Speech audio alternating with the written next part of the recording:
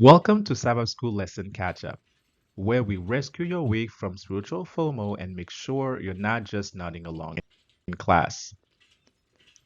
All right, so Deuteronomy 4, verse 5 through 8 lays it out for us. Our job is to basically be God's reps on earth. We're not selling anything, we're just showing folks that following God isn't about a bunch of rules. It's about a God who's totally for our well being. When people get that, they're all in. Adam and Eve sinned, and then this wonderful couple immediately went and hid. Like when you break your mom's favorite vase and try to blame the doll. Sin makes us want to hide from God. But here's the kicker, God's response isn't, "You're in trouble." It's, "Where are you? Let's fix this." God's always trying to restore the connection. And the sanctuary? Well, that's God's step by step guide, His divine how to video showing us exactly how faith in Him saves us. It's that simple.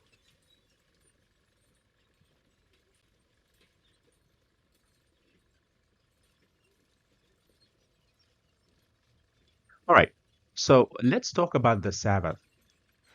Some folks think it's just for our Jewish friends, but Genesis tells us God made it holy right at the very beginning, at creation. That's like saying a birthday cake is only for the baker. No, no. The Sabbath is for everyone. It's God's gift to all of us. It's like God's weekly do not disturb reminder, but in a good way. It helps us remember His power and just focus on Him. Think of it as a sanctuary in time, a whole day to recharge in His presence. And here's the best part, the Sabbath isn't just looking back at creation, it's also looking forward to when Jesus returns. It's a little taste of heaven every single week, a foretaste of that day when he'll crush Satan's head, save us by grace, and finally establish his eternal kingdom. So let me ask you, is the Sabbath playing a major role in your life? Because honestly, it probably should. And what a gift it is. Let's talk about offerings and the Holy Spirit. It's like that time in Exodus where God gives Moses the ultimate DIY plan for the tabernacle. He says, "Build it exactly like this." So Moses goes to the Israelites and says, "All right, who's willing to bring the good stuff?" And people just started giving gold, fabrics, you name it. But here's the wild part. Pretty soon, the guys in charge come to Moses and say, "Moses, the people are giving too much. You gotta tell them to stop." Can you imagine? Have you ever seen a church treasurer beg people to stop giving? Me neither. See, God doesn't want your grudging gift. He wants your cheerful, willing heart. That's the only kind He accepts. And get this, God didn't just provide the materials, He also filled people with skills. Men and women were empowered by the Spirit to build, sew, and craft. That's what being filled with the Spirit looks like at times, using what God gave you to do His work perfectly. Are you using your God given gift, or is it still in the box with the receipt attached? So Moses built the tabernacle, and I mean built it, like he followed God's instructions to the letter. You know that feeling when you put together IKEA furniture and you have one screw left over? Not Moses. Perfect execution. Now, inside this place, you had all these items, the ark, the showbread table, the lampstand, the altars, the wash basin. It was like God's holy Airbnb. Every detail mattered. Every day, people would bring a sacrifice for forgiveness. It was God's way of saying, "I see your sin, but I see your repentant heart more." Grace, not grades. Then, once a year, on the Day of Atonement, things got real serious. That points to what Jesus is doing right now in heaven, handling our sin problem once and for all.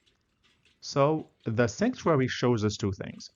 God hates sin, but he loves saving people.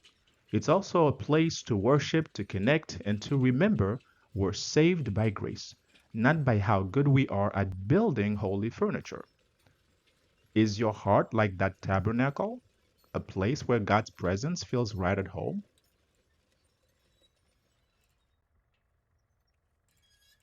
Do you hunger every day for God's presence in your life? You tell me. Let's wrap up Exodus. It ends with the grand opening of the tabernacle. Moses did everything just as God commanded. No ad-libbing. He dedicated all of it. The most holy place, the courtyard, even ordained Aaron and his sons. It was the first ever church service commissioning. And then God showed up so powerfully that nobody could even go in. It was like God put up a do not disturb, I'm moving in sign. And here's the best part. After that, God didn't just show up once.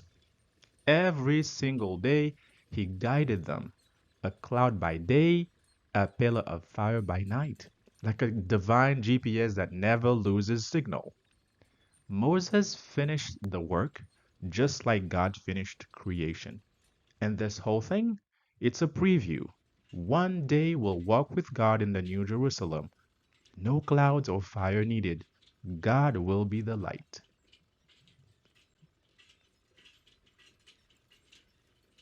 Jesus tabernacled with humanity. Jesus literally tabernacled with us. His very name is Emmanuel, meaning God with us. Not in a fancy palace, but right here in the neighborhood. He moved into the mess of humanity. And guess what? Jesus is still with us today through the Holy Spirit.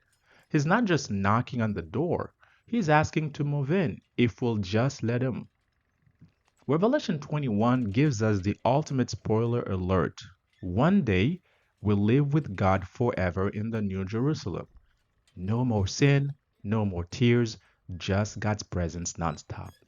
So, whatever you're facing right now, it doesn't even compare to the glory that's coming.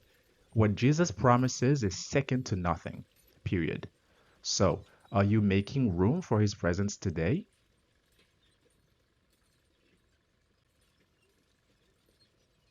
On Friday, we looked at the tabernacle. Think of it as heaven's relationship repair shop. It's where repentant people like you and me get to meet with God. And it's all based on his covenant, his official I've got you agreement with us. Now, as Ellen White pointed out, the sanctuary that's our church today needs to be the place where we learn about Jesus' death and what he's doing for us right now through his ongoing heavenly ministry. And one day, he's going to do the ultimate cleanup, purifying the whole universe from sin and sinners. So come on in.